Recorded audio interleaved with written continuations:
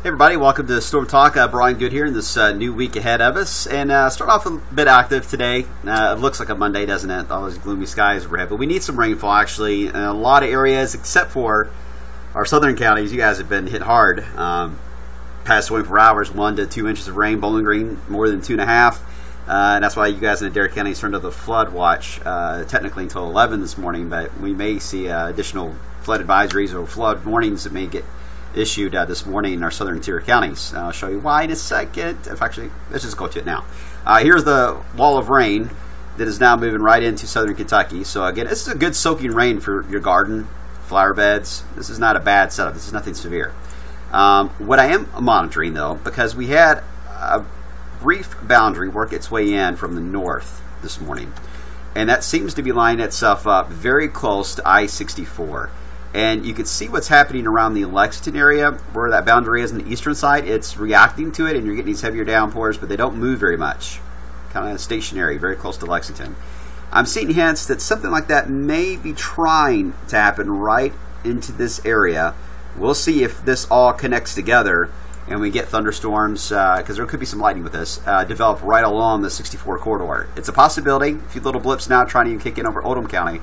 So we'll see if this develops or not. At least when I mention that's something we're monitoring for the late morning, midday period. Otherwise, hazy sunshine to the north.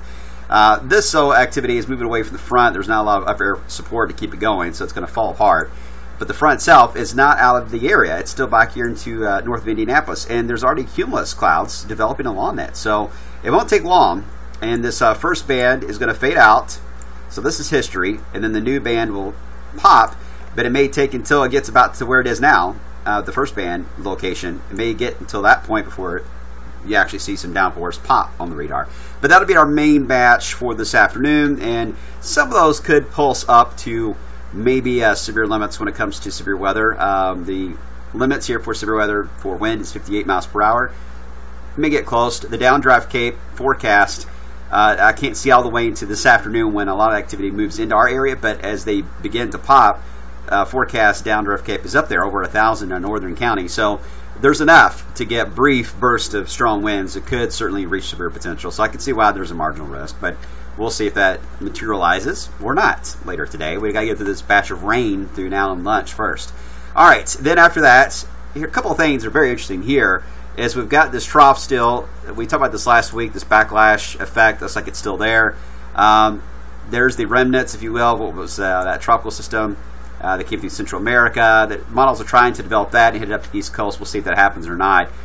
In the short range, though, for us, for today, you can see the models, how the HRRR model's trying its best to develop that band of rain a little closer to the Louisville area for later this morning, midday.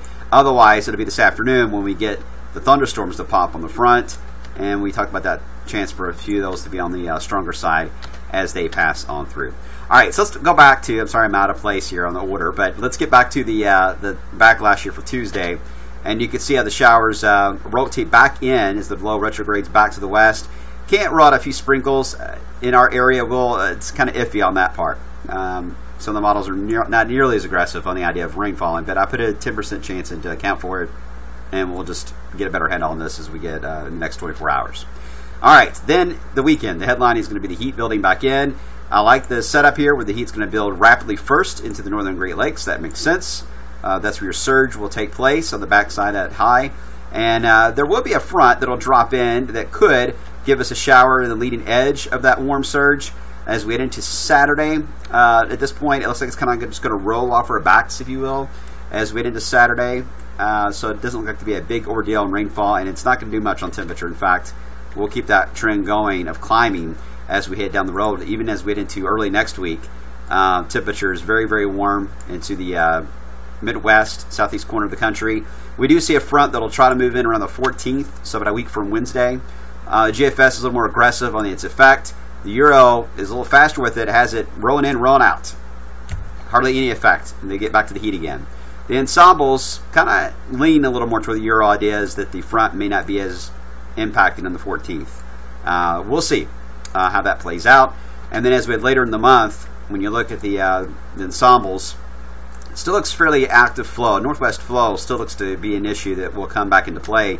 And the really the PNA is a good example of that. when you look at the Euro and the GFS, PNA is heading to positive range now, which is going to indicate the cooler pattern moving in for this week, starting tomorrow. And then it goes back into negative territory below the black line as we head into next week, which shows the heat. And we're likely going to see this up and down kind of pattern for the rest of the month here. So lots to keep an eye on for sure as we head through the rest of the month of June. But we'll keep an eye on the rain trends here for this morning. For those of you in the Louisville area and south, we'll have updates on that on social media and, of course, on the Way Through News Weather app. Have a good day.